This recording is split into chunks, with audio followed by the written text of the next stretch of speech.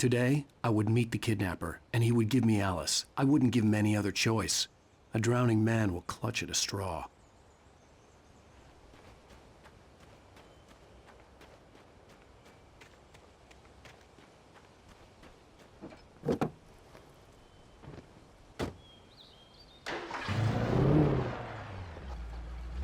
Little by little, without realizing it, I'd come to believe that the story in the manuscript was coming true.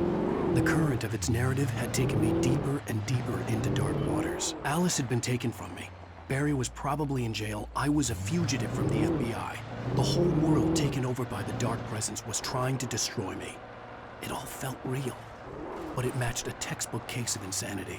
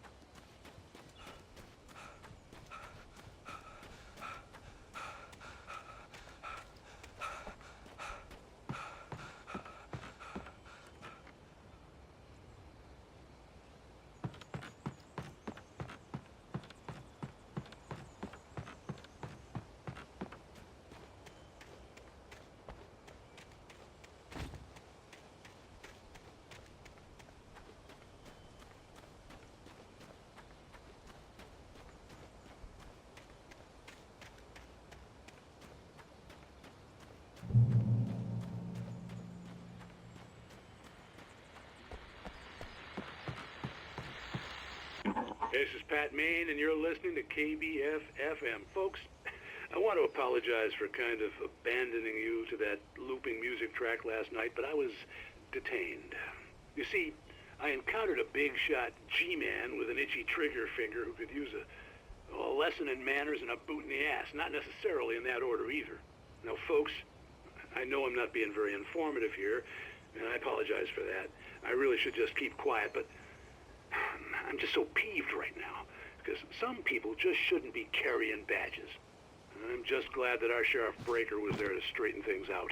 And if someone I met last night is listening, let me just say, I'm sorry if my mouth got you in trouble. I'm pretty sure you're not the bad guy here. Godspeed, son. I hope you know what you're doing. Now, on a lighter note, I'll be talking to Dr. Nelson all morning. But first, a little music.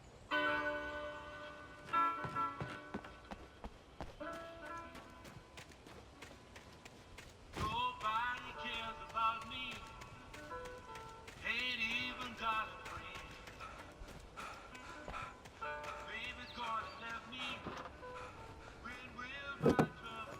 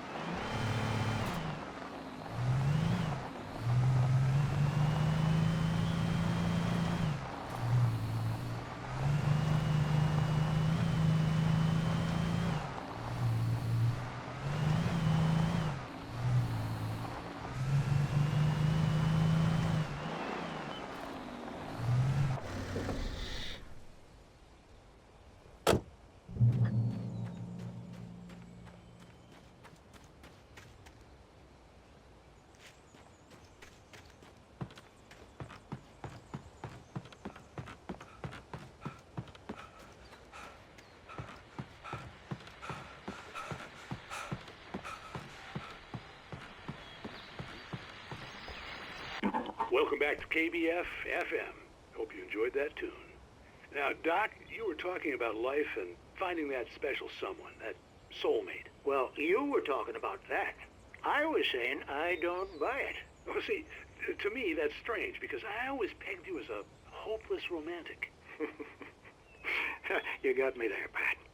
But I think love's where you look for it. And you need to do a lot of looking, sure. But the idea that there's that one special person out there for you, and if you miss that chance, it's gone forever and you're forever incomplete. I mean, isn't that depressing? Or, heck, childish even? There's plenty of fish in the sea.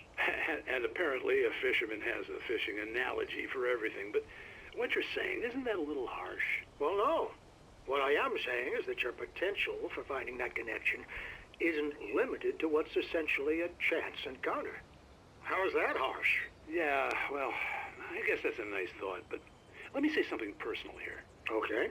Now, well, I don't disagree with you exactly, but I can't really fit that together with what I feel, what I felt for someone, because she was the one. She was. And I let her drift away from me. Maybe I didn't put in the work, I don't know, but well, since then, and it was a long time ago, but since then, there hasn't been anyone, not like her. And I'm not saying I dwell on her or haven't moved on.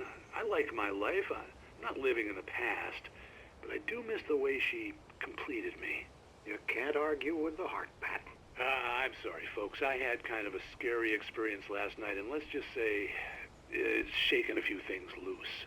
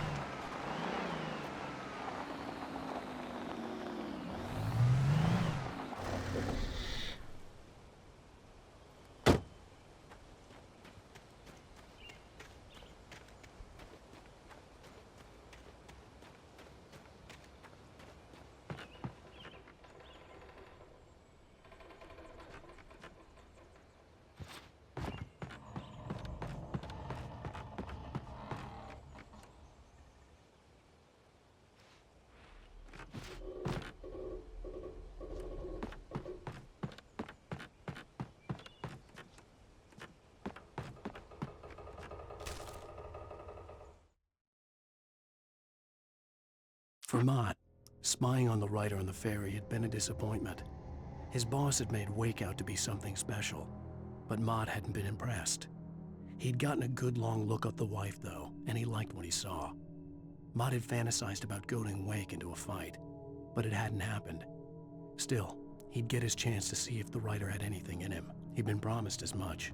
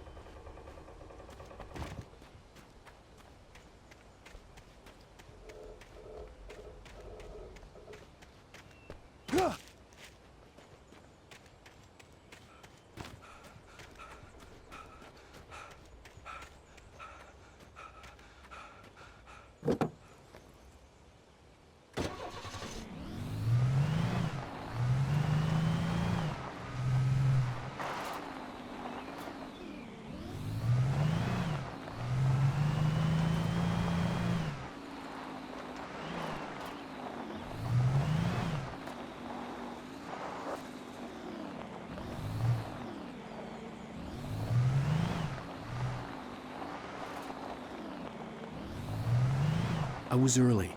I was supposed to meet the kidnapper at noon in the main building. The coal mine was quiet. It was a museum now.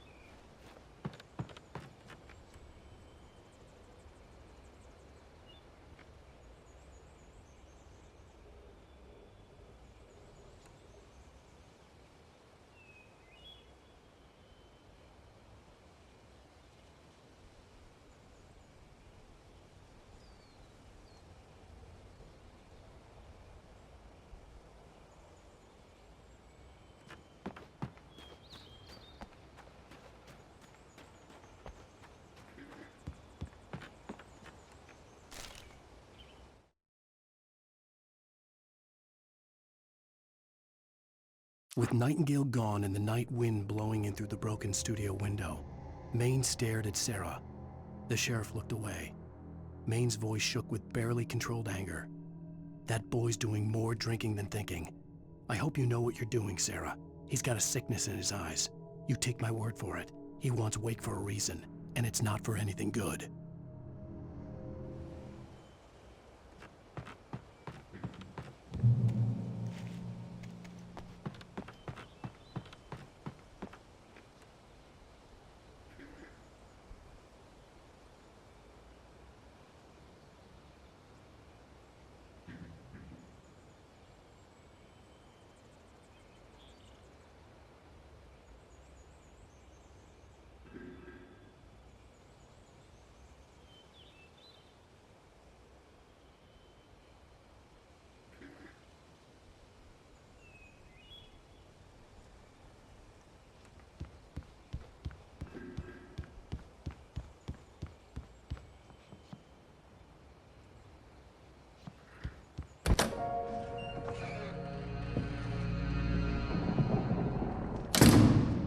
I didn't want to go outside. Cops had to be looking for me. The noon sun turned the place into a sauna. The day dragged on. Different scenarios ran through my mind, ways of how I'd torture the kidnapper to get Alice back, or the different horrible things he could have done to her. I imagined her dead. I had no way of knowing she was still alive. It was killing me. I was running on blind hope. It was all a waste of time. The bastard never showed up.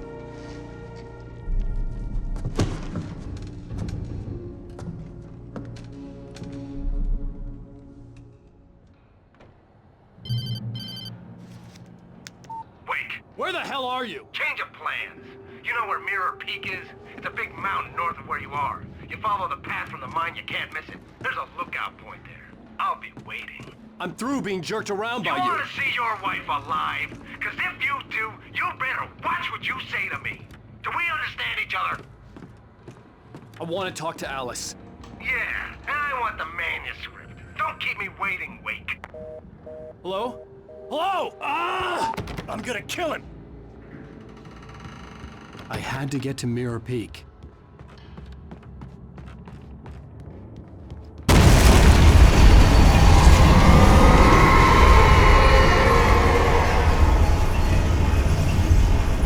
It was close, maybe closer than ever before.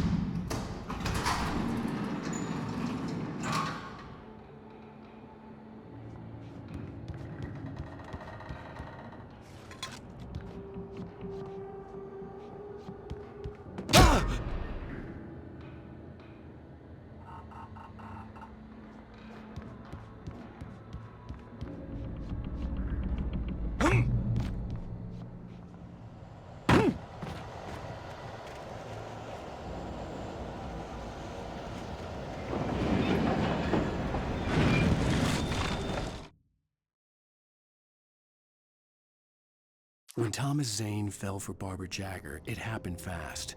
She was young, vibrant, and beautiful, full of life. He had never been a very happy man, and without any seeming effort, she had changed all that. Zane felt good for the first time in his life.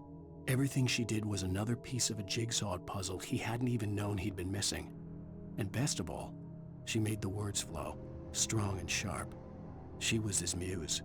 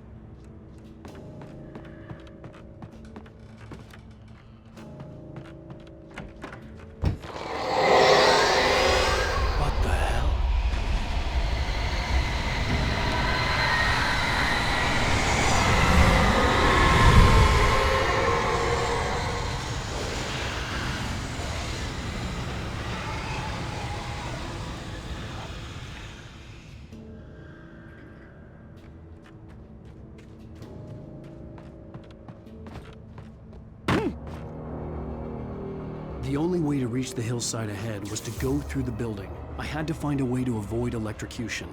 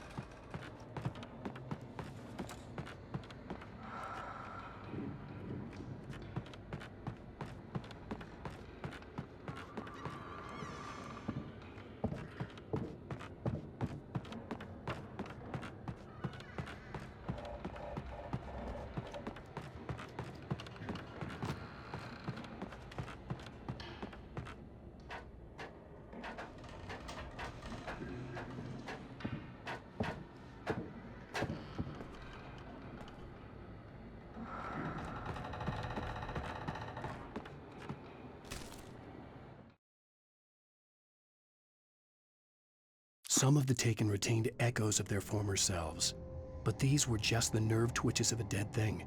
Nothing remained but a shell covered and filled with darkness. In most cases, these puppets were enough for the purposes of the dark presence. But for anything more elaborate, as with the writer, it was different. It needed his mind. And so rather than taking him over completely, it merely touched him.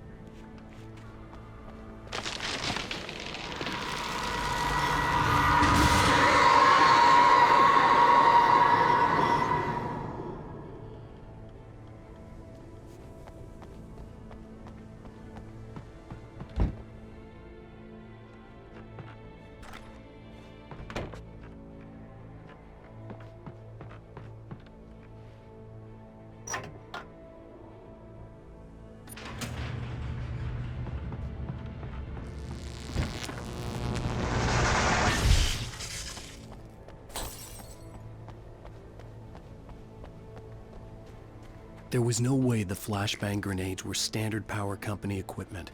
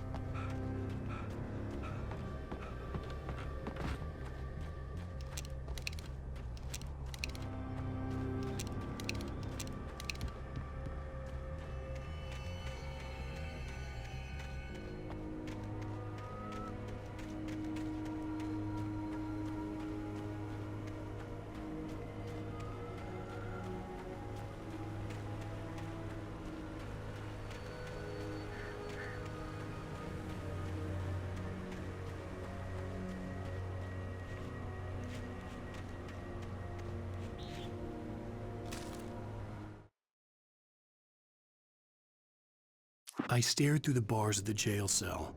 Barry stood behind me, swaying on his feet, looking as ill as I felt. Agent Nightingale stood on the other side of the bars with Sheriff Breaker. Nightingale had a stack of manuscript pages in his hand. He seemed unhinged as he gloated.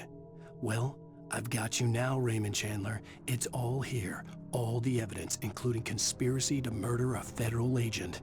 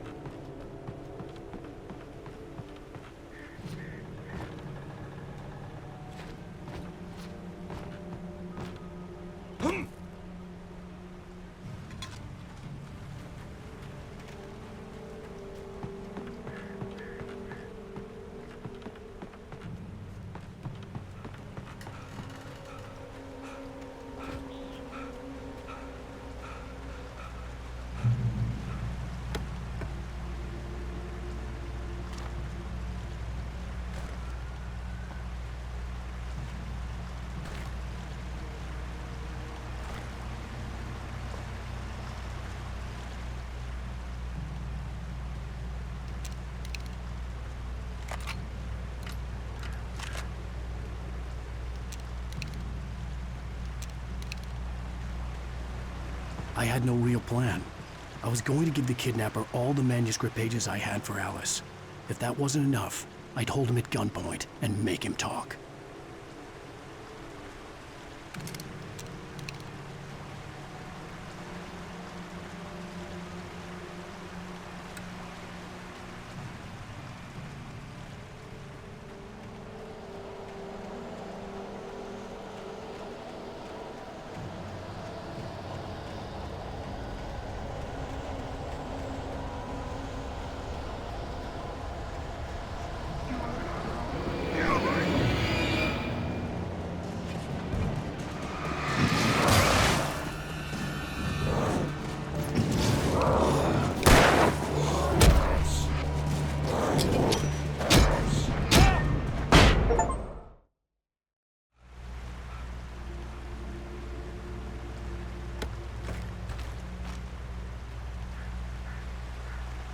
I had no real plan. I was going to give the kidnapper all the manuscript pages I had for Alice. If that wasn't enough, I'd hold him at gunpoint and make him talk.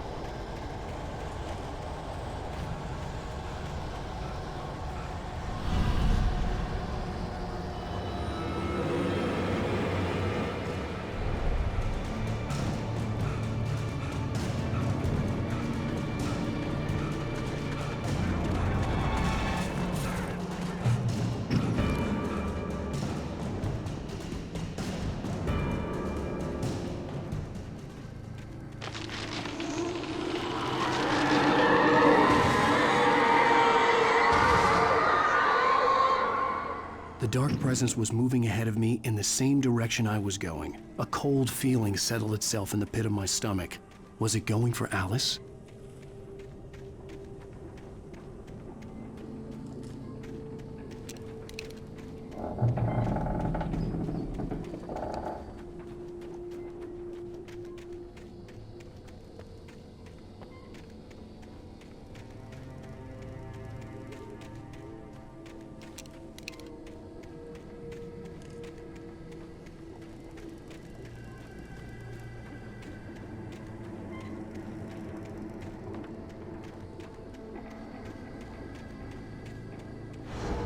The graveyard shift may cause cancer.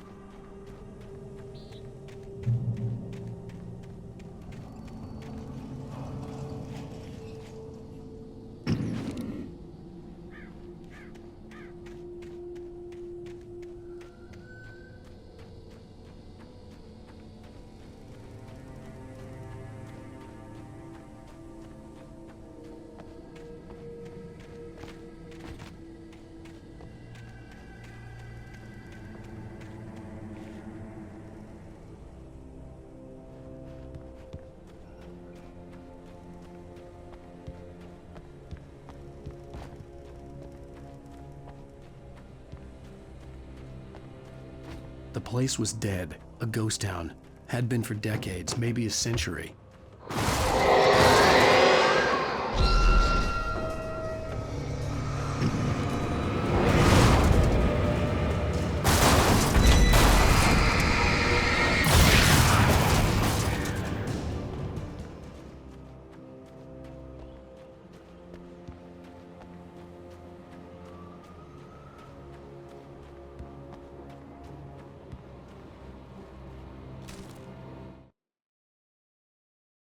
Things were never as simple in real life as in fiction.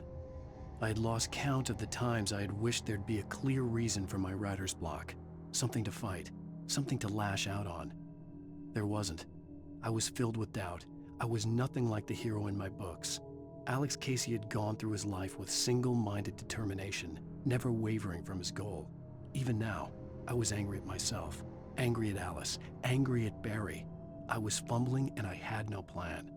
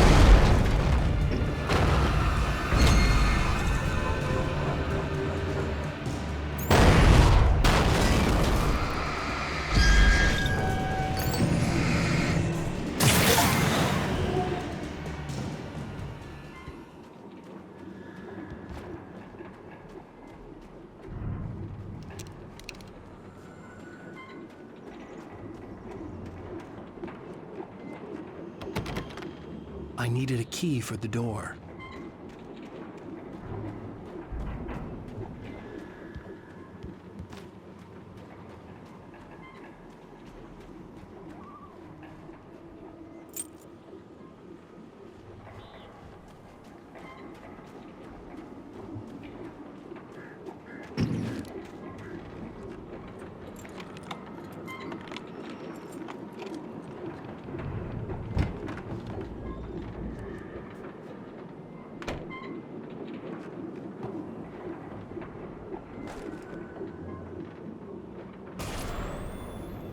Anything outside of riding is a struggle.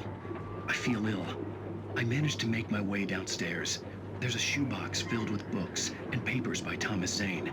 It's very hard to focus, but I managed to read some of it. He's a poet, and a good one.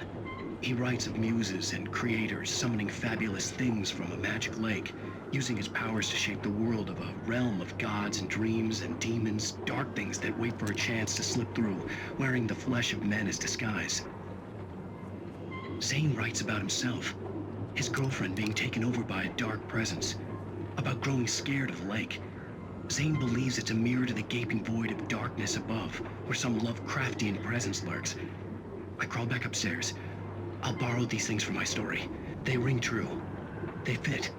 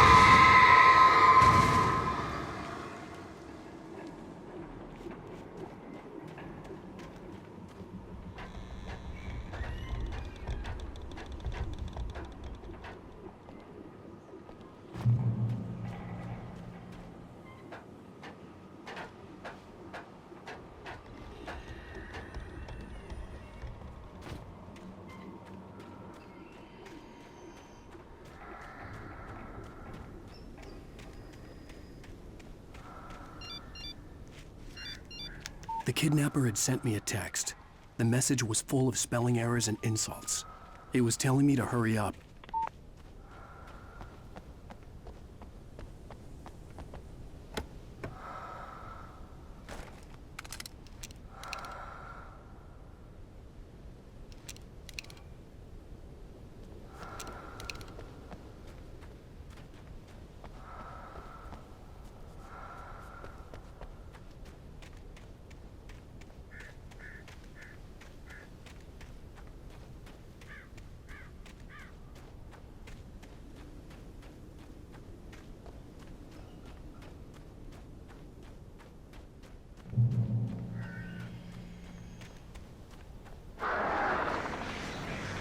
Birds.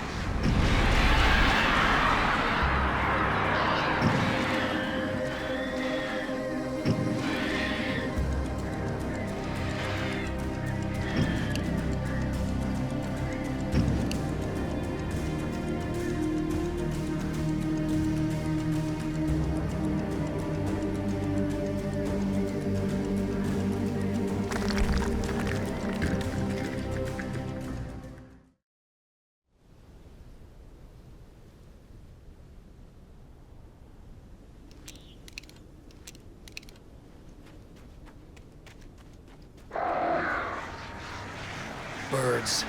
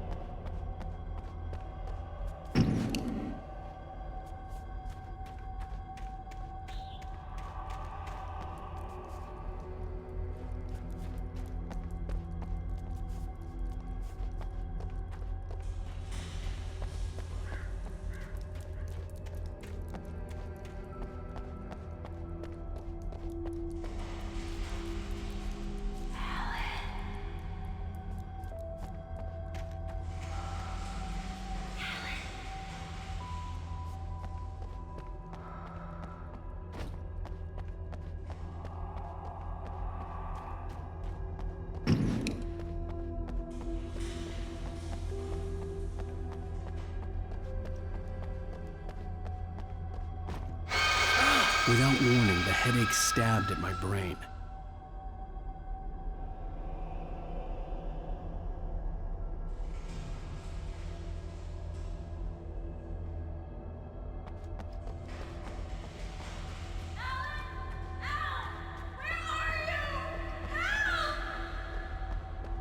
Alice?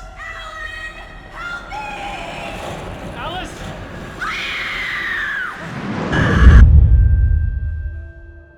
I'm losing it. I gotta get out of here.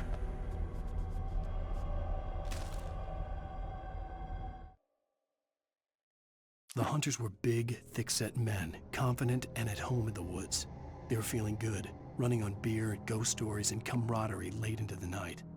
It did them no good, as they were taken by the dark presence, sucked deep into a darkness far worse than any ghost story they ever told or heard.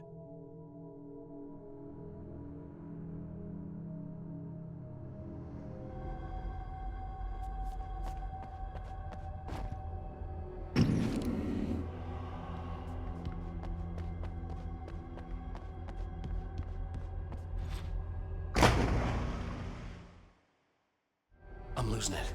I gotta get out of here.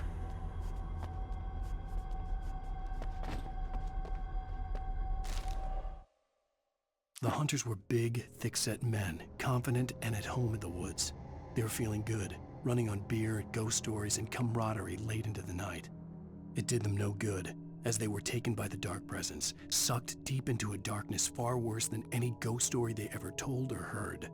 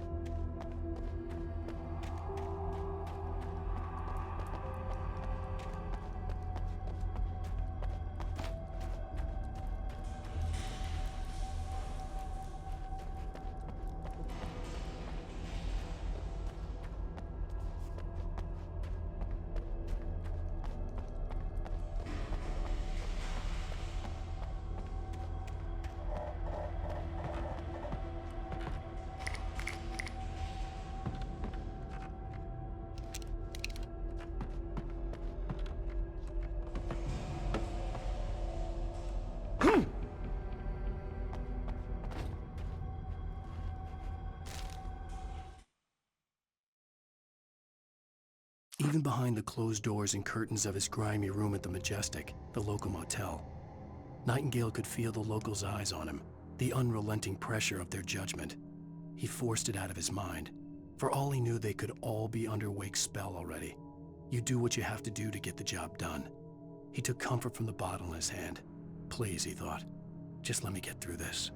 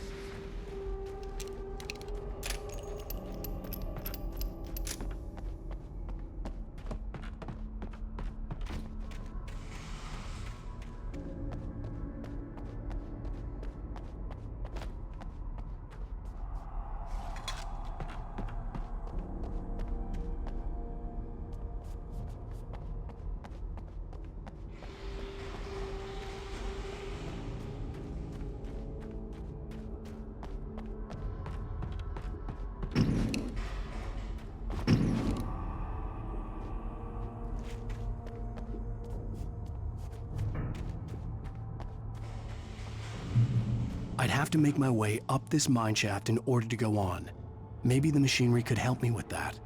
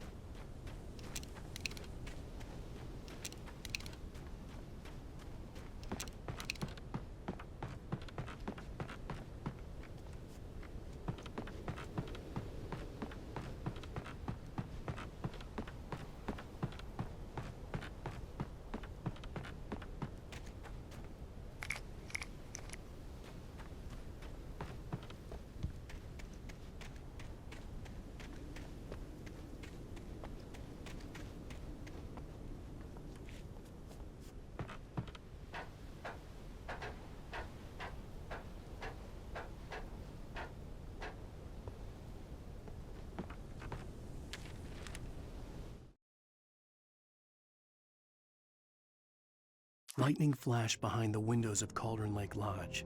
Tor Anderson laughed and held the steel hammer above his head. Nurse Sinclair was trying to calm him down without success.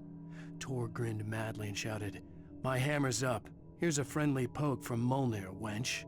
He brought the hammer down with all his might on Sinclair's head. We're on a comeback tour, baby.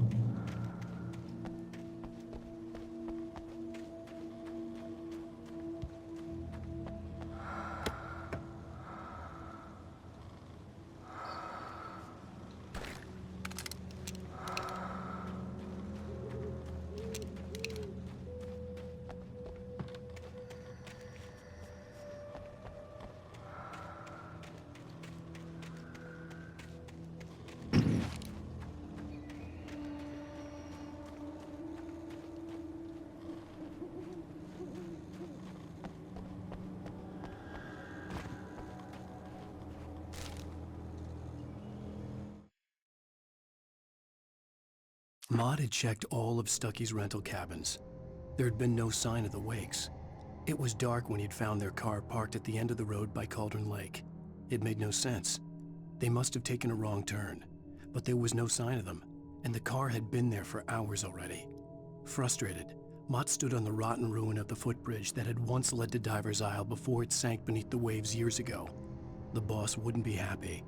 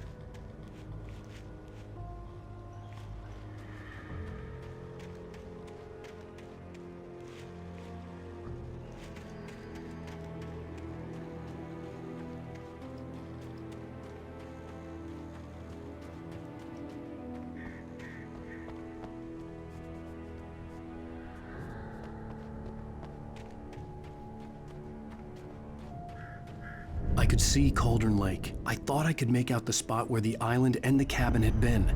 There was a light near it. It had to be a boat.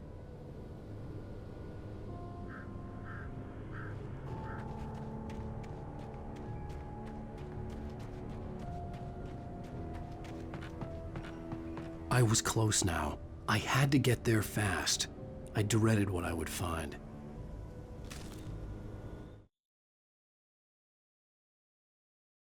I tried to hold on to Alice, but her form melted away.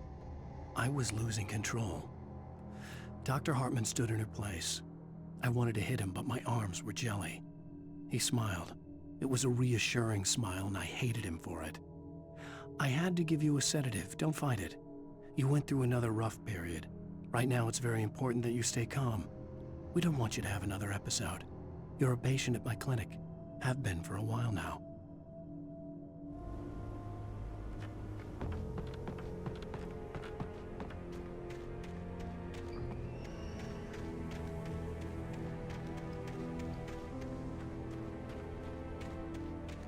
Wait! That you? Wait! Hey, I'm here! I'm coming! No! Get away! Sorry! Please, lady! The boss didn't know who he was messing with! I didn't know! I swear, I didn't know! We don't have his wife! We don't know where she is! She's probably drowned! We just said we had her to make a play ball, you see? They got him writing for us! Please! Please! Oh! I'm sorry! Please, don't hurt me! Ah! Ah!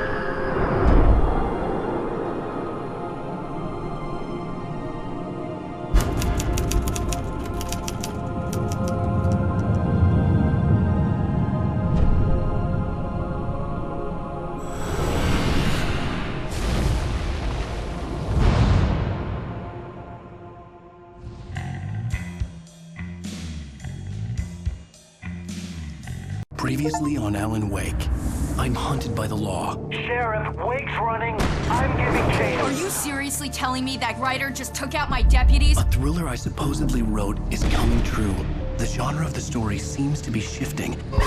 It's turning into a horror story. I was told that Alice had been kidnapped, but that was a lie. We don't have his wife!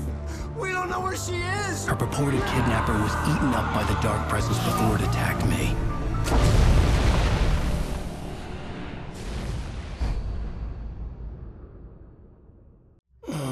Alan, shh, baby.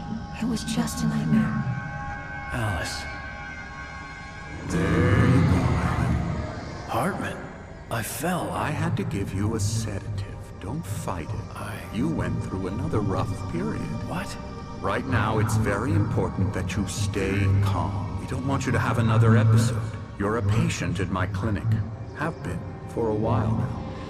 The shock of your wife's death triggered a mental illness. No, you're lying. You're suffering from various symptoms of undifferentiated schizophrenia. Bastard. It's okay, Alan. Just let go.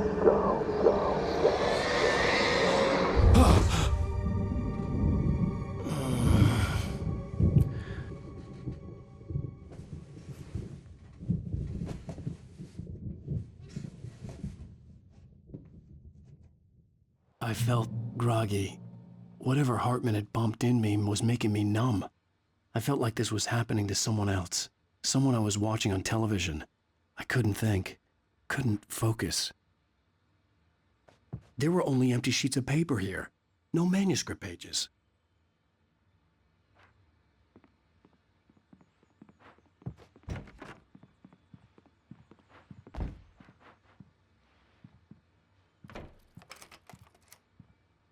Good evening, Alan. Are we feeling better now? Feeling calm? Yeah. I see you brought your pet gorilla with you. So sure, I'm calm. I get the message. Loud and clear. Quite right. That's the spirit. You're being very brave, Alan. I understand you're confused. I would be more concerned if you weren't suspicious of me. I don't blame you for it. Big of you. Now, why don't you come with me? We'll reacquaint you with my clinic and go over everything you might have forgotten. Little walk and some fresh air? Yes, it will do you good. This corridor is for patients. Most of them aren't here right now. Jack took them out for a fishing trip, except for the ones who are particularly vulnerable, of course.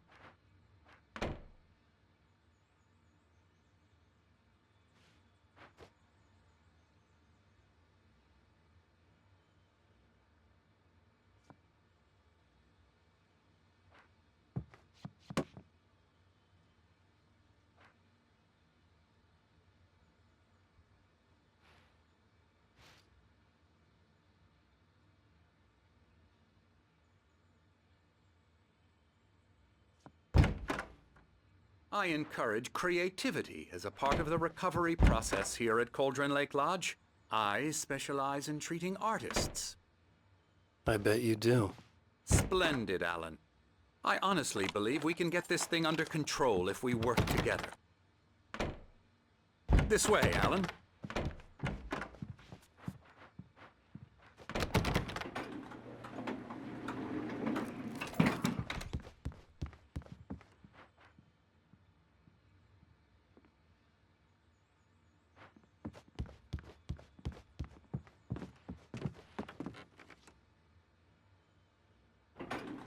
Now, Alan, from past experience with you, I know I need to get right into the heart of the matter as quickly as I can after an episode. So I'm just going to say this. Alice is dead. No. You're in a very vulnerable state until you understand and accept this. Alice drowned, and you couldn't face that. You're suffering from hallucinations, paranoid delusions, unusual thinking, an obsession about light and darkness, a feeling that everything revolves around you, your thoughts and dreams. Your mind has constructed an elaborate fantasy scenario in which your writings are affecting reality. She has been kidnapped and supernatural forces of darkness are trying to stop you. We go this way, Alan. I wasn't ready for another shot, so I went along with it. He had to be lying. But under the influence of the drug he had given me, I had to fight not to believe his words. It's all in your head. You've been making it up. Apart from the tragic accident with your wife, no one has been killed. Your delusions are just a manifestation of your subconscious mind trying to protect you from the too painful truth. Unless we fight the fantasy, it will return. I know the instinct is to resist me, but think about it. Doesn't this make far more sense than the insane supernatural conspiracy you have concocted in your mind? You're a skeptic by nature, Alan. We both know this. Everything can be explained logically.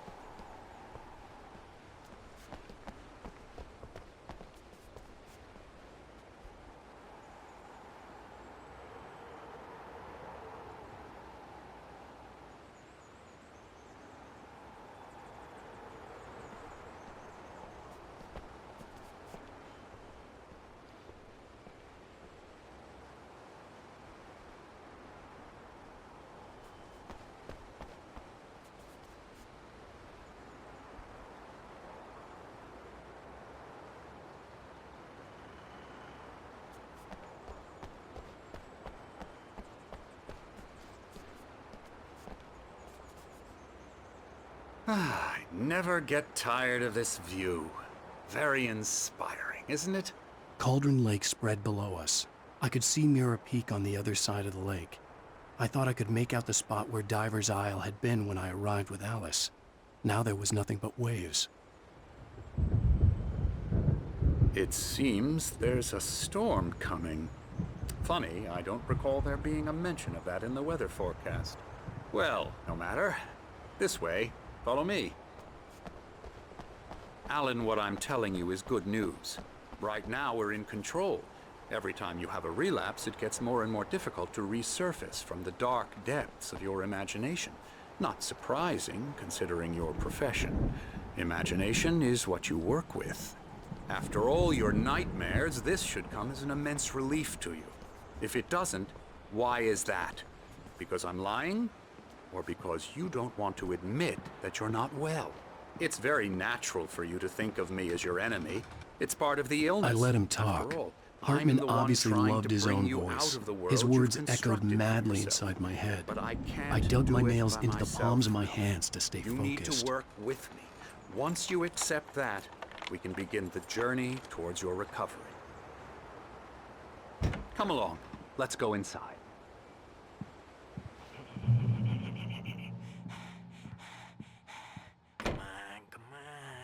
Here's the entrance to the office wing. That's for staff only. You were impressed by my trophies when you first arrived here. I do love to hunt. The great outdoors, man versus nature. It's wonderful stuff. Pretty damn wonderful, yeah. Scary, scary, scary.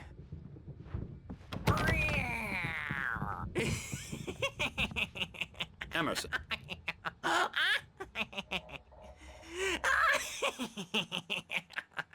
I'm a real bad dream, mister. You should be afraid of me. Don't want to run into me in the night, that's for sure. Please, Emerson. Mr. Wake is confused enough as it is.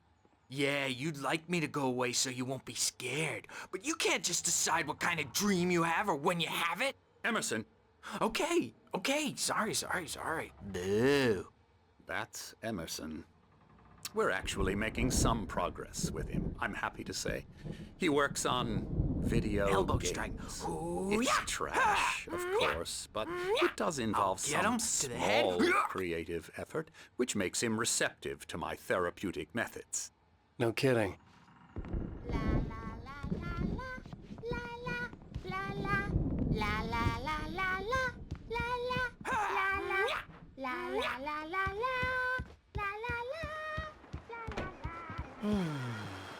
Oh, hello.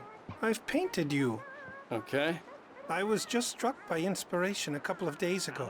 Dr. Hartman wanted me to paint landscapes, and that's what I was doing. But now I've been doing these things, a lot of them. The images just keep coming. Dr. Hartman likes them. He has them in his office. Yeah? He's very proud of me. He says I'm getting much better. I think I'm getting better. Well, I guess I'd better start wrapping this up. The storm is almost here. Look at that. I'd hate to be out there tonight.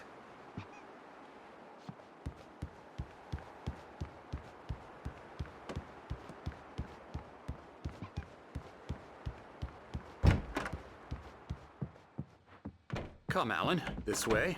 Now, you might have noticed the typewriter in your room. You've been writing as a part of the therapy. As soon as you feel up to it, you should continue.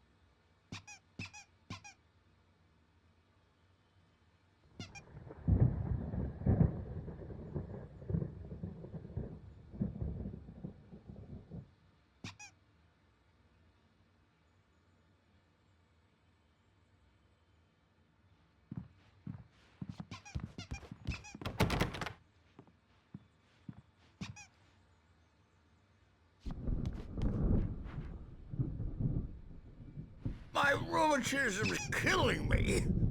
There's a storm coming. Oh, what a storm. I hope it wipes this place off the face of the earth. And these two are the Anderson brothers, Odin and Thor. They had how should I put this? A heavy metal band in the 70s and 80s called Old Gods of Asgard. They even adopted new first names to complete the image of Viking gods. After the band broke up, they lived on a farm nearby.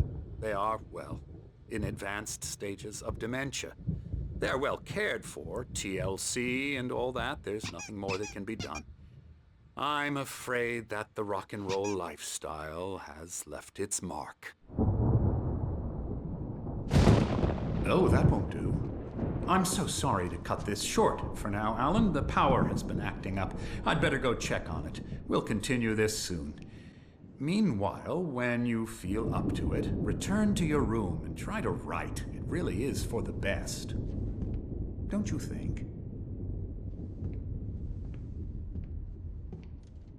I'd like to bash his head in with a hammer. Oh, he'd love to fish out our secrets, but he has no clue. He's not crazy enough. Not crazy like us, Sonny. Yeah! Being crazy's a requirement, Sonny. Who else could understand the world when it's like this? It takes crazy to know crazy. That's the sanest thing I've heard in a while. Zane! You're all right, Tom. Hey, we like him, don't we, bro? He's got to go to the farm. The Anderson farm. Valhalla! We wrote it all down, lest we forget. A crash course. All you need to know to get your head right. You need to find the message. Here, Sonny, here's something for you. Gave me a rash, but I kept it safe from these bastards. My head was clearing up, or according to Hartman, I was sinking back into the fantasy. I was convinced he was lying to me about everything. Crazy or not, the Andersons made more sense. Tom, you got any booze on you? Yeah, no. We Sorry, have a guys. stash of the special stuff at the farm. Our own formula. Local ingredients. Medicine clears your head right up. Makes you remember like moonbeams on the brain. Oh, I just noticed. Leather patches on the elbows? That's not very rock and roll. Tom just lost is all. Baba Yaga got to him too, the damn witch. She used us all. Taken from all of us. Took my thunder, the witch. And my ravens, what were they? Memory and thought, the hag. She took something from you too, didn't she? That's what she does. We're better off. This place, the lake, it gives you power. If you're a creator, an artist, a god. Nightmares shifted in their sleep in the darkness of the lake. Yeah, that's the one. She makes sure it comes out twisted and wrong. Just ask the lamp lady. She knows what happened to that other writer. She's been using you, boy, and you let her. You went and opened the door for her, didn't you? Now, it was already open a crack. And whose fault is that? We're morally corrupt, disease-ridden, old and stupid. Doesn't mean he had to open it all the way, goddammit.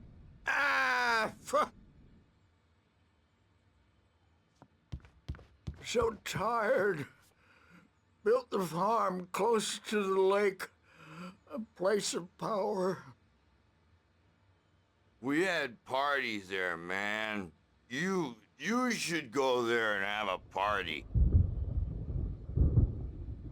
That Bob Balder threw the amp through the window. Hit that hippie chick in the back of the head. 15 stitches and a concussion. Bob's dead now. Leukemia.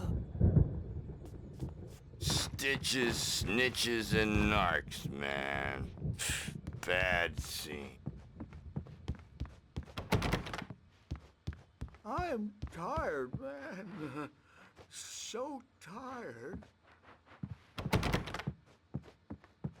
I'm a bad dream, and you can't wake up. You can't hurt a nightmare because all dreams are only imagination. They're only in your head, and they're not there when you wake up. So you can't wake up because I'm in charge now, and I don't want to disappear. My nightmare is the publisher people who want to make a contribution so they can say they made a contribution, and then we end up with mullets in there because they think mullets are funny, but it wasn't supposed to be about mullets, and now it's about mullets. And when it's in slow motion, they call it mullet time because the numbers came back from marketing that mullet time is the hook we needed to go big in the target demographic. And they're not even kidding. They say it all like serial killers with straight faces and smiles. My nightmare is the writers who want to make everything from the characters to the toasters talk all the time and express their feelings so they won't shut up. And the writers won't shut up either because they have feelings too.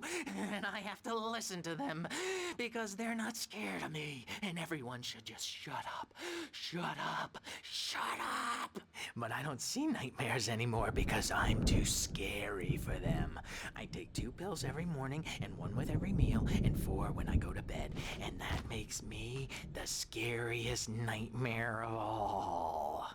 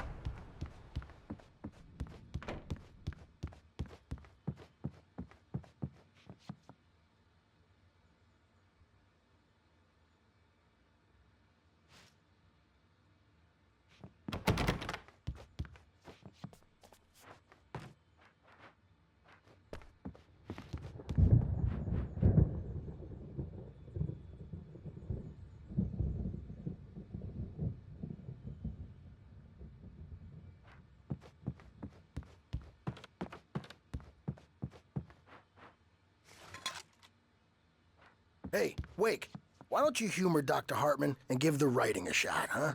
Typewriter's in your room. You can get to your room by those stairs, Wake. The doors were locked. Hartman and the nurses would have keys, but there was no way to get my hands on them.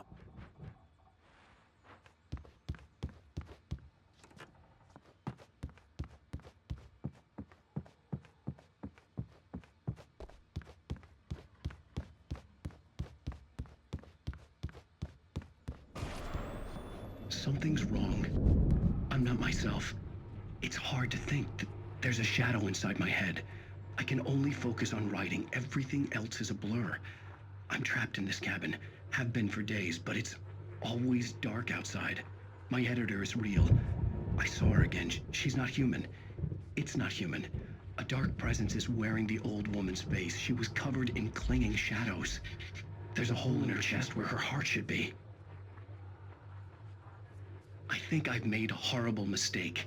I don't think I'm any closer to saving Alice. It's been lying to me, using me to get the story it wants, and the story will come true.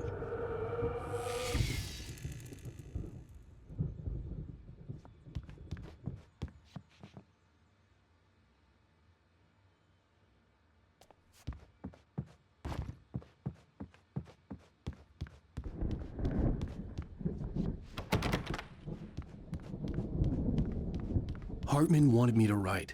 I knew I couldn't, but I figured I should just play along for now. It was the only thing I could do with Nurse Birch watching me like a hawk.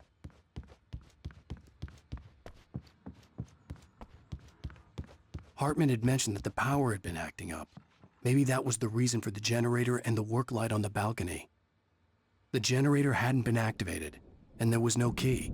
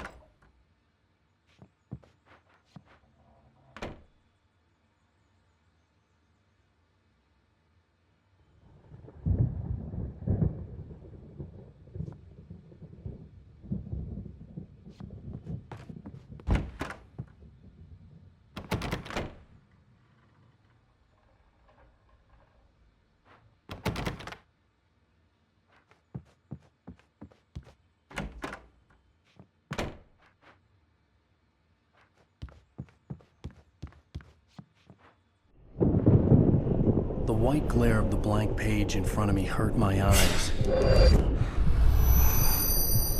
My hands began to shake uncontrollably.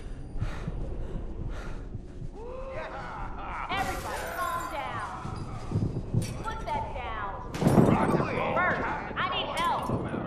Hey, Wake, you stay here. I'm gonna go see what's up. You just keep doing what you're doing. Be cool, okay?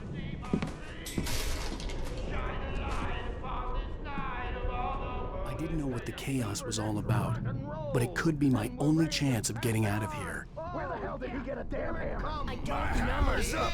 Here's a friendly poke from Mjolnir, wench. Oh, afraid of the crazy brothers, are ya? Not so weak now, are we? Hartman kept talking, giving Barry the grand tour, clearly proud of the place. He went on and on about his hunting trophies, and Barry was impressed. But he was here on business. He raised his voice, cut through the monologue. Hey, Hartman, where's Al? Hartman stopped in mid-sentence, annoyed at the interruption. He nodded at the hulking orderly standing nearby. The man smiled and clapped a practiced hand on Barry's shoulder. Yeah. Well, things are unraveling fast, aren't they? Ha ha! Nah! Ah, ha, ha. It's my storm. I'm taking it. We're on a comeback tour, baby! Sinclair looked bad. That wasn't a love tap. The crazy old fart hit her hard. If she was one of Hartman's goons, she had it coming. I could get the key to the office suite from Sinclair. I had to get to Hartman's office. He had taken all my manuscript pages. That's where he'd be keeping them. Maybe you could come out and beat our wrinkled, adult, diapered asses for us, since you're so tough, Birch. We were on the road, man. You think we haven't seen looks like you before? Mortal name.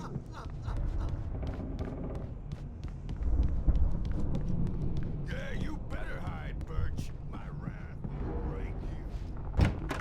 He's probably kidding, Birch. He's got a great sense of humor.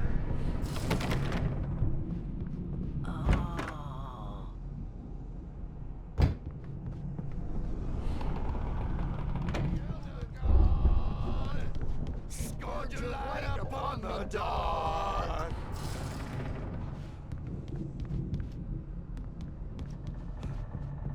Wow, wow, wow! I wish I had my axe. Oh, memory and thought. Jet black and claw.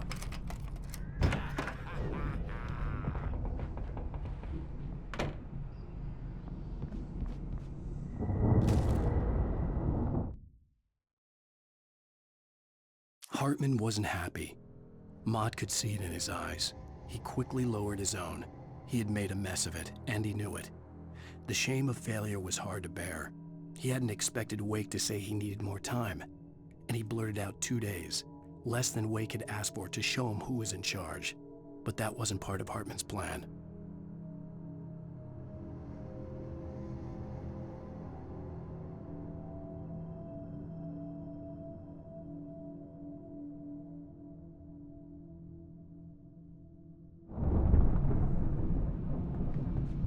The markings on the tape said they were recordings Hartman had made of the sessions with his patients. I saw Alice's name on one of them. For a moment, I couldn't breathe right. Now, Mrs. Wake, can you tell me about Alan's problems? He's more and more out of control all the time. The parties, he's so angry all the time. He's getting violent. Do you mean with you? No, not with me. No, never. Sometimes I almost wish Alan would take a swing at me, because at least that'd lead to a conversation he couldn't just march out of. But no. Alan doesn't really sleep. And the work, well, he's not writing at all. He sits there for hours and just gets more and more frustrated. And I can't talk to him. Yes. Tell me, Mrs. Wake. What would you say to him if he'd listen? I not you. Just some stranger who resembles you. Looking out from behind your eyes. And I don't like that guy much. And now it's all gonna go to hell. But you don't ever say this. No. I've tried, but he's not listening. He's too deep in his own problems, always going on about something else. I'm so afraid I'm gonna lose him, and we're not even talking anymore. He doesn't let me in anymore. He just keeps me in the dark. I'm so alone here, even when he's home. Please help me, Doctor, because I'm at my wit's end. Well, if you can just get him here, I'll absolutely do my very best. Yeah, but Doctor, you need to be careful with him. He's not just going to listen to you and cooperate. He's the most stubborn man I've ever met. Well, I'll be sure to bear that in mind. Hearing her voice, what she was saying made me happy and sick and guilty all at once. Worst of all, I recognized the words. The phone call from her. It had been a cut-up of this. Just a recording.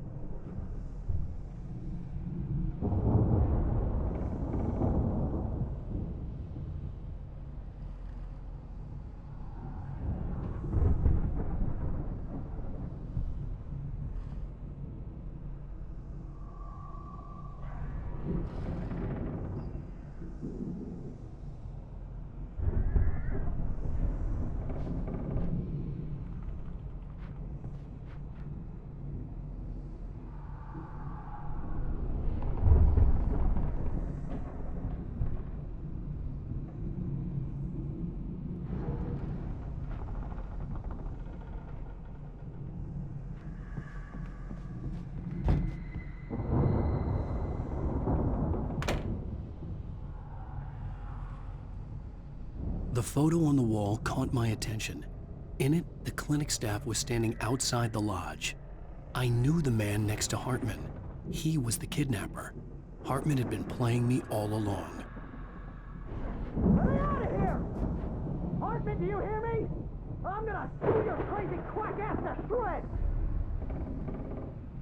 Seriously, do you have any idea how much trouble you're in? I'm famous. I represent a celebrity. They'll be looking for me. Oh, that's how you want to play it? Is that how you want to play it? Really? Okay, that's how we'll play it. It'll be hardball all the way. Seriously, man, I'm willing to forget the whole thing if you let me out now. Just let me out! Hey, do you think I can't hear you out there? I hear you just fine. What, is this how you get your kicks, Hartman? I knew you were weird. You got that weird guy look. If you're one of those nurses, I'll double what he's paying you, okay? Do you have any idea how much I make as an agent of a best-selling writer? A lot. Is a personal check good? Barry? Ow! About time! Barry! Man, am I glad to see you. We need to get to Hartman's office. It's right next door. You okay? Yeah. I mean, no! The cops found me at Rose's trailer, but they didn't hassle me too much. I'm obviously a victim in this, and I demanded to be treated as such. Or else I'd sue their asses. Speaking of asses, that vet gave me a real hard time, but I had no clue where you were. That guy's crazy, Al. But he let me go, and then I get a call from Hartman, that son of a bitch, who tells me you're here and I should come pick you up, but when I got here, 2 goons clobbered me and stuck me in there. What's with the cutout? I stole it from the diner to piss off Rose after what she did to us. That'll teach her. Yeah, that's a harsh punishment. Come on, pal, we gotta get going.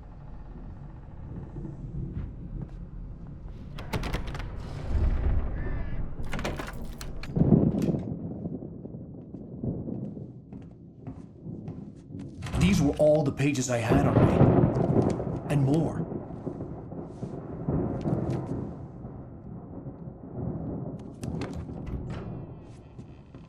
Alan, please. You're sliding back into the... Tell me one more lie and I'll shoot you in the face. Ah, well, it was worth a shot. Really, Wake, come on. Let's work together on this. You have no idea... Hartman, shut up! Barry, get out of here. I'll catch up with you. Get a car. Oh, Al, let's just... Go! Wake, listen to me. This is a mistake. Don't you see? Together we can create something absolutely wonderful. With your ability and mine.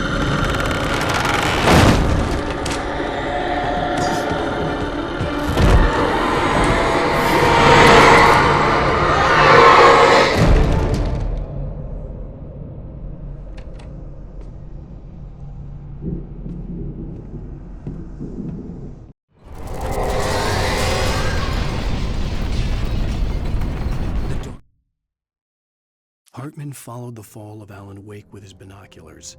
When the rider hit the water, he ordered Jack to take the boat to him. The spot was easy to see in the dark, even with all the extra lights in the boat. The flare floated and kept burning even in the water. Jack turned the radio louder as the engine sputtered. The music was rough and clanking, something the Anderson brothers would no doubt have enjoyed. But Hartman chose to ignore it. Wake was finally within his reach.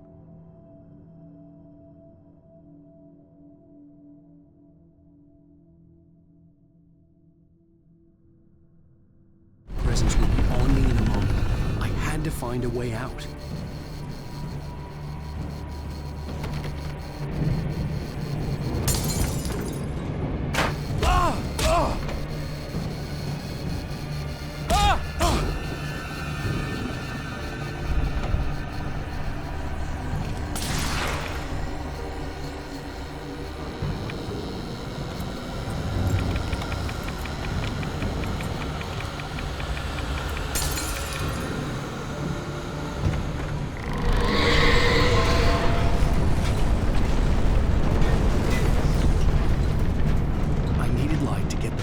Bookshelves out of my way.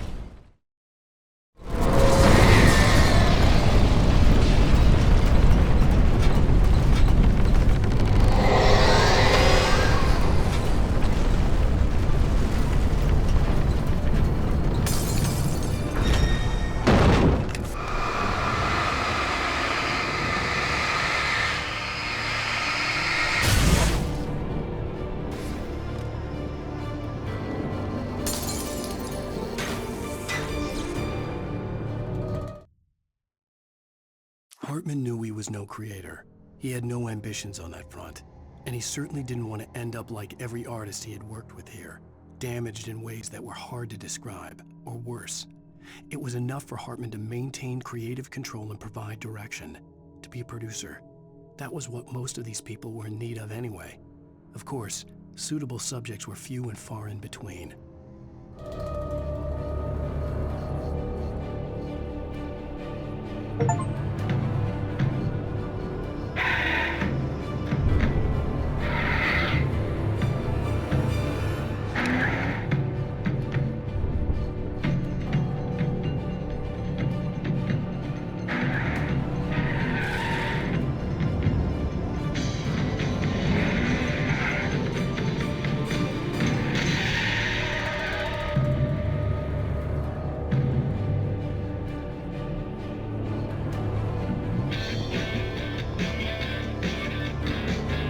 Want access to thousands of applications? Verizon Wireless has you covered. Check out the latest games. Discover new music and old favorites. Social networking, sports scores, news. It's all at your fingertips. No matter what you're into, Verizon Wireless can satisfy your never-ending appetite for apps. Check out VCast apps and load up your phone.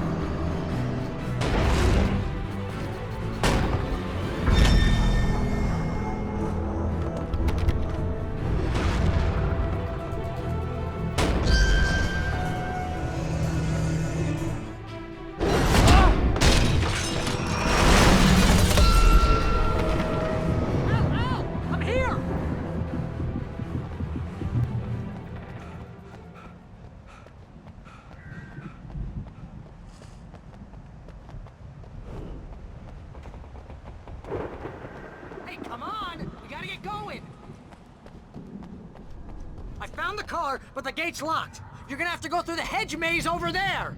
Barry, I don't have a light. Take this, Al. Oh, God! Look at the house, Al! Look out!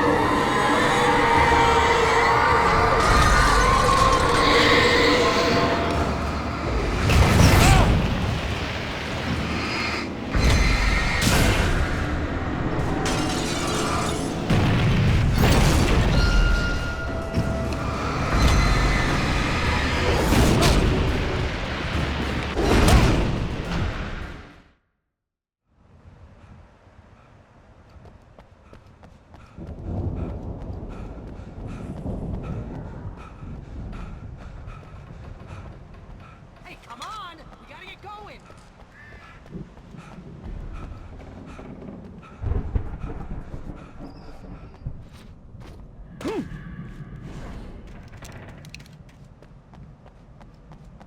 Al! I'm over here! I found the car, but the gate's locked. You're gonna have to go through the hedge maze over there. Barry, I don't have a light.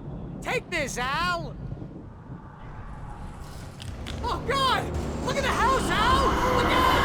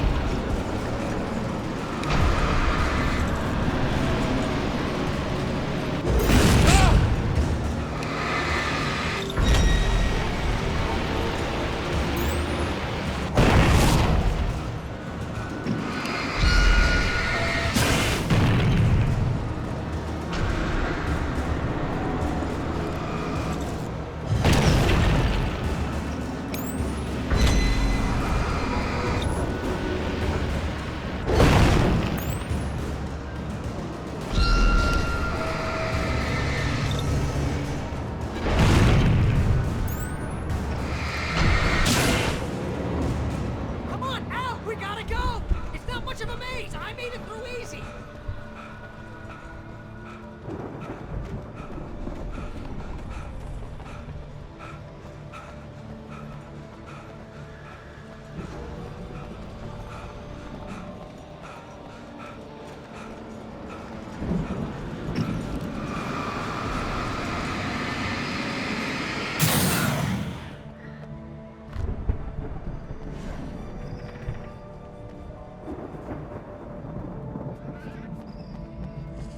Oh, geez, Al! The house looks bad! Let's get out of here!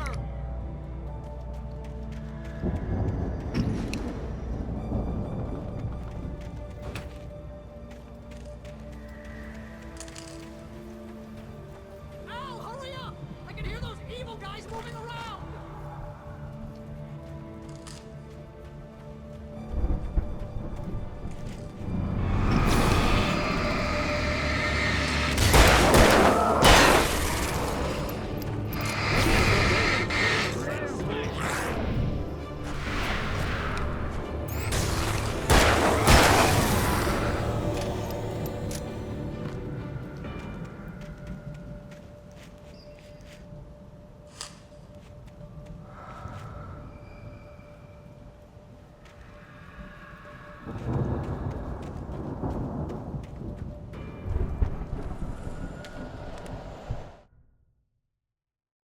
I stared at the Viking paraphernalia that littered the area, surrounding an unlikely centerpiece.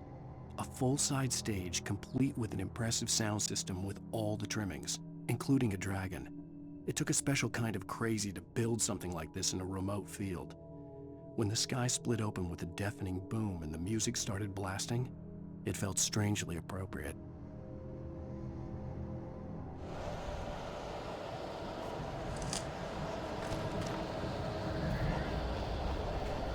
Al, be careful! I can see them moving around! They're coming for you!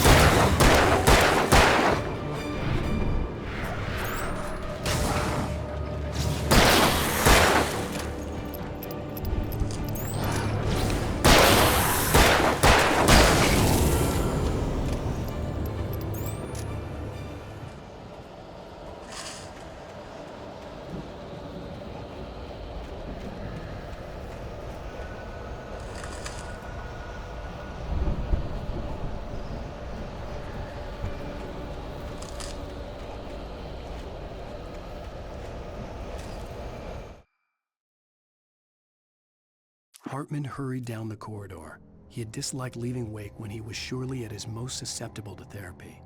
But this was not an ordinary storm.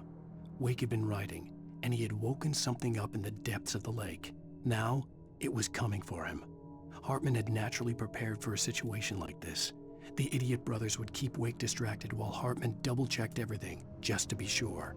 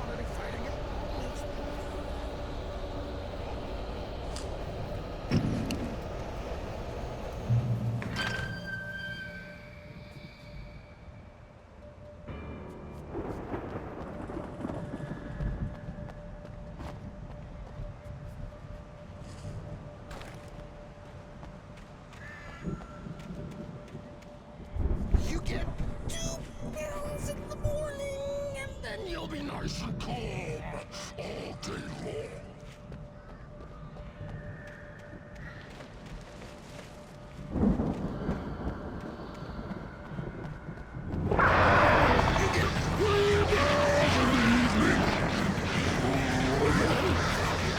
You'll sleep like a baby!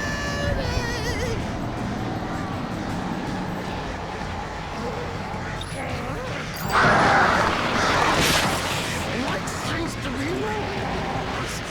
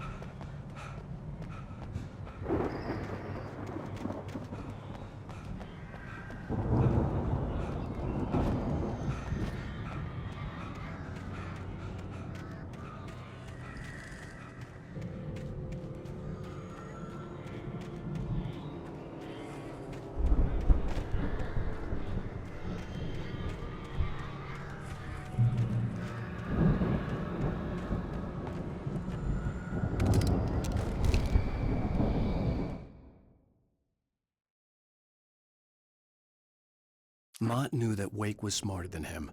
Wake had more money, a beautiful wife, everything. And Hartman said Wake was important. That made him better than Mott. But Mott was calling the shots now. He'd expected Wake to whimper and grovel, but instead, he seemed willing to fight. Mott knew he'd gotten under Wake's skin. If only Mott actually had his wife. The thought made him shiver.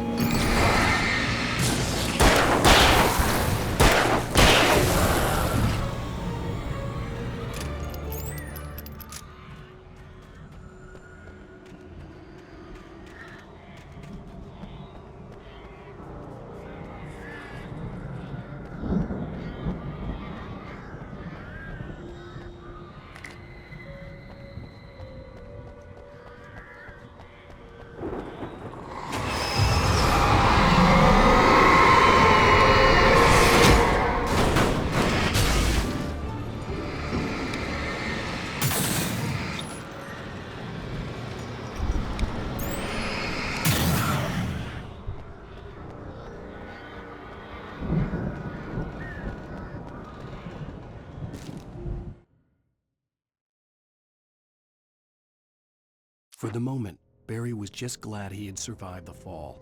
He had been separated from Al, and there was no easy way to climb back up. He told himself he'd be okay in the gloomy forest at night. He would just have to wait for a while for Al to find his way down. Barry turned when he heard the heavy footsteps and saw the movement. The man-shaped shadow lunged at him from the bushes, an axe held high. Barry screamed and threw up his hand. The world exploded.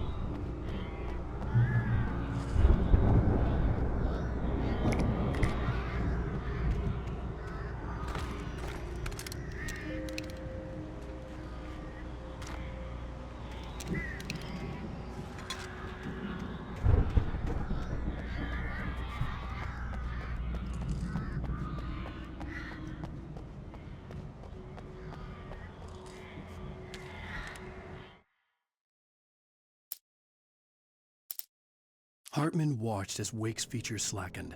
The man was bullheaded, no doubt. Even lying on the bed, he'd almost broken Hartman's nose the second time.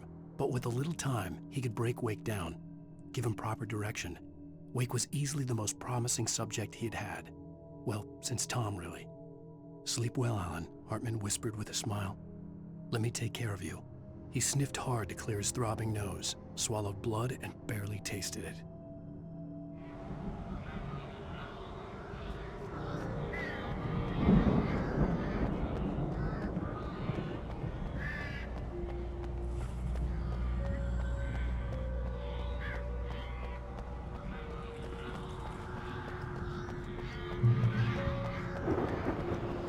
Al!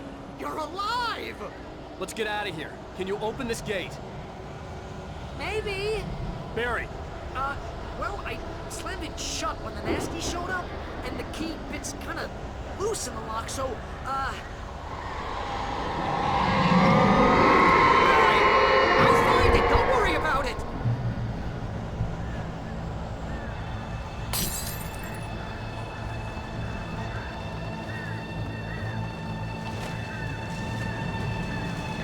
Hurry up, Barry! I'm on it!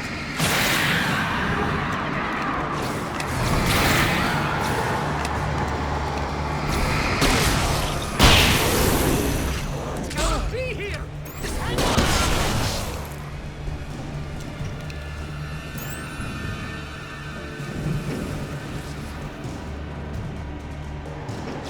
Oh, hey, I found a quarter!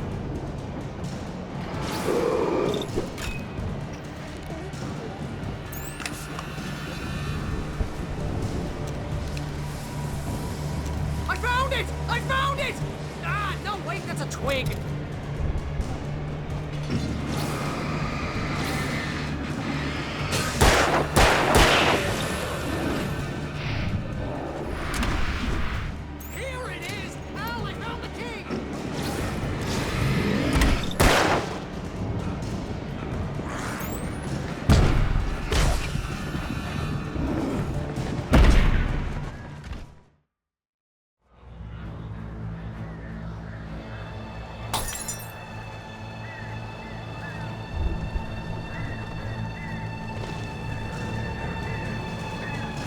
up, Barry! I'm on it! I'm on it!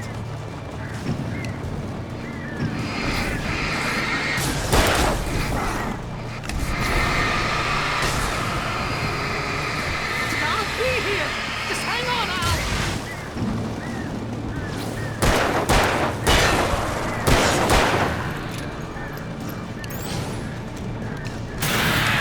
Hey, down the corner!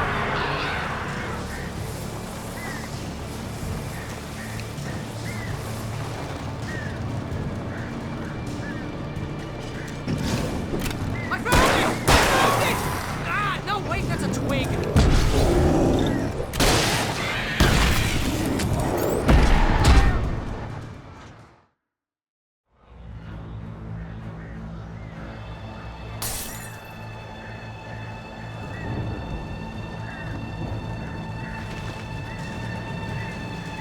Hurry up, Barry! I'm on it! I'm on it!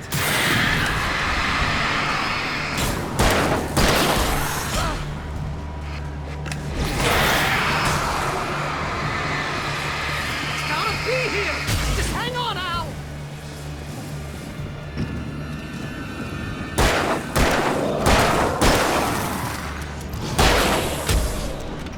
Oh, hey!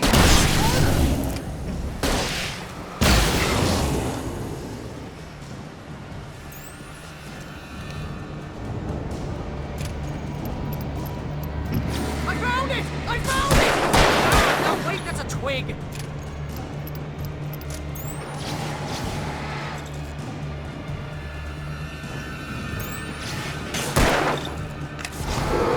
Here it is! Al, I found the key!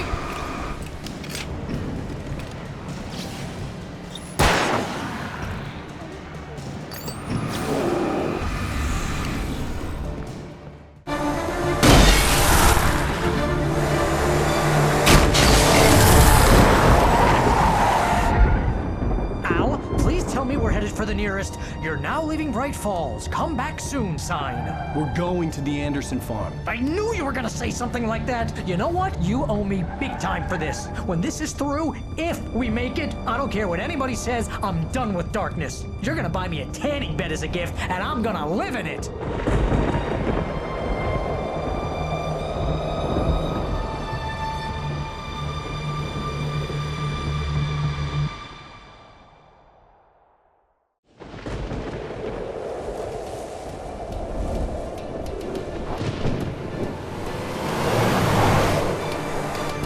I'm crazy, but that's fine, Barry. Oh, you got that right, Al. You're barking mad. You are by far the craziest. But maybe that's inevitable when you deal with crazy stuff like this. It helps.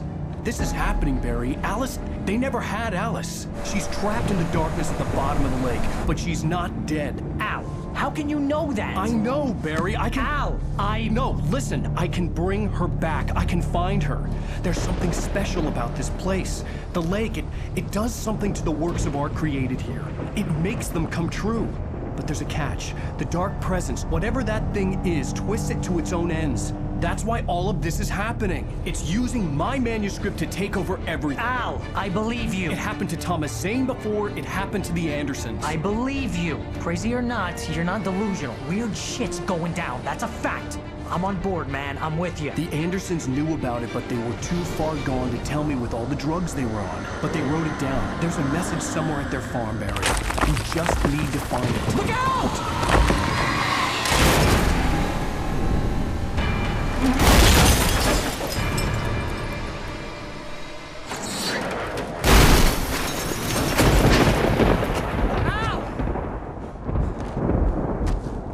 God damn it, Al, talk to me!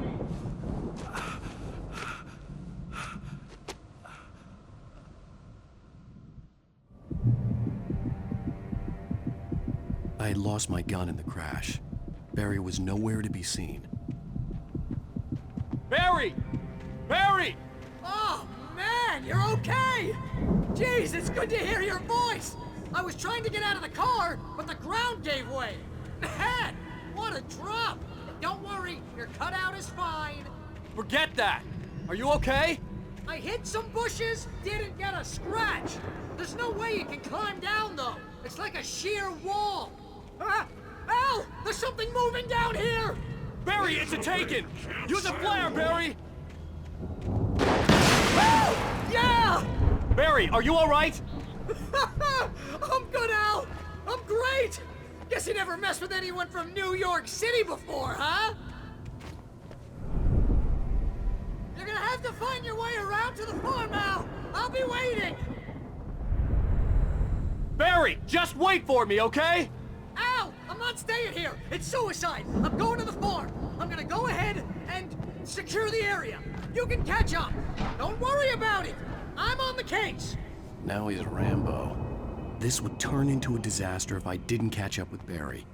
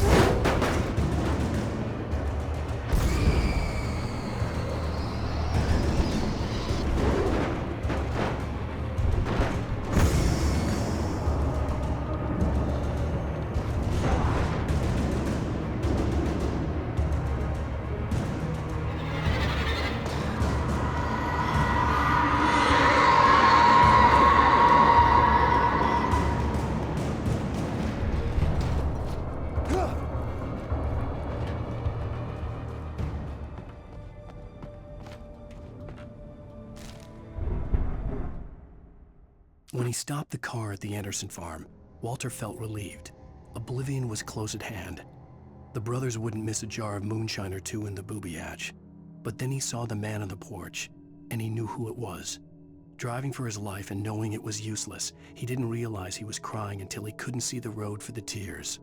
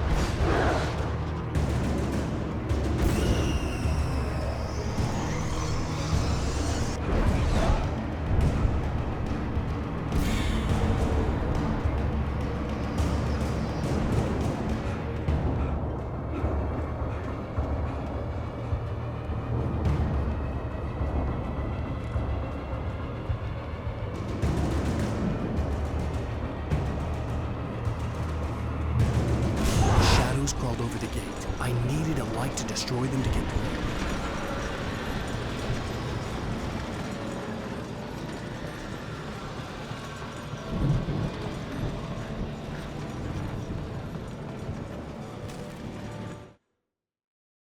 Agent Nightingale stared at the passed-out rider. The man was sleeping off one hell of a night. Nightingale felt a stab of envy at Wake's oblivion, but he had a job to do. He put the gun to Wake's head and almost became a murderer. His hand shook and his throat felt tight and dry. Biting his teeth, he tried again to pull the trigger. He lost the nerve. Wake stirred. Nightingale would have to settle for an arrest.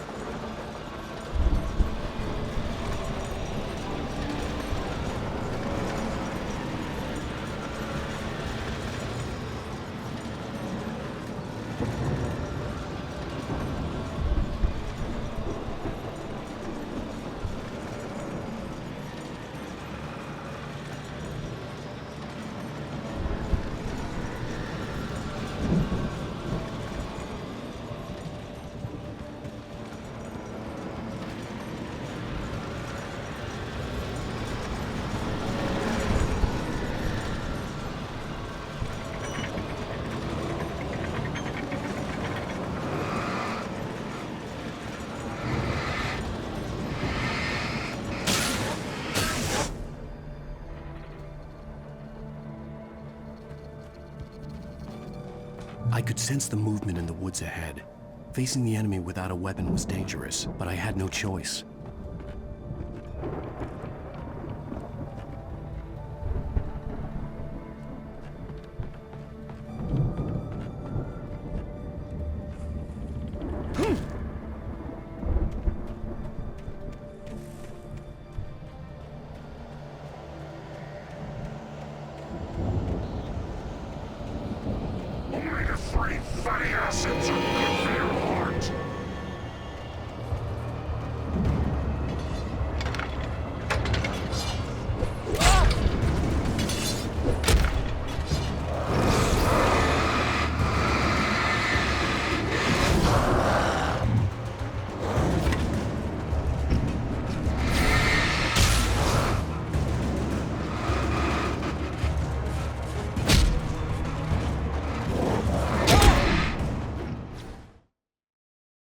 I could sense the movement in the woods ahead. Facing the enemy without a weapon was dangerous, but I had no choice.